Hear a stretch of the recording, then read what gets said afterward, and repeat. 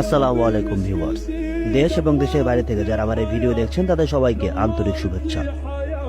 Volvo Hanif এন্টারপ্রাইজের বহরে থাকা একটি আইকনিক ব্র্যান্ড।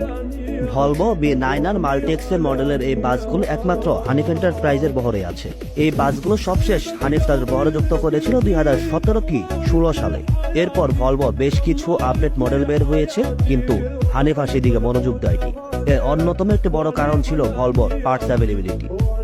বাংলাদেশে ভলভোর dealer Swedish Motors original parts সরবরাহ করে যেভাবে কোম্পানিগুলোকে সহযোগিতা করা দরকার ছিল সেটি তারা করতে পারেনি। এছাড়া ভলভো পুষতেও বেশ খরচ লাগে অন্যান্য ব্র্যান্ড থেকে।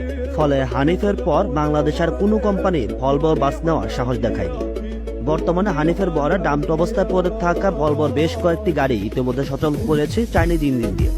তারা ভলভোর অরিজিনাল ইঞ্জিন পায়নি, বা যদিও পেয়ে থাকে সেগুলোর দাম অনেক বেশি। সেই হিসেবে হানিফ অত টাকা ইনভেস্ট করতে চায়নি। এখনো পর্যন্ত তাদের বেশ কয়েকটি ভলভো পড়ে আছে, যেগুলোতে চাইনিজ ইঞ্জিন লাগিয়ে সামনে আবার চালু করা হবে সেই চিন্তা করছে। ফলে নতুন মডেলের ভলভো বাস আনার কোনো চিন্তা হানিফ এন্টারপ্রাইজের নেই। যদিও ফেসবুক সহ বেশ কিছু জায়গায় শোনা যাচ্ছে সরকার পরিবর্তন হয়েছে, এখন হানিফ হয়তো ঘুরে দাঁড়াবে, তারা আবার ভলভোর নতুন নতুন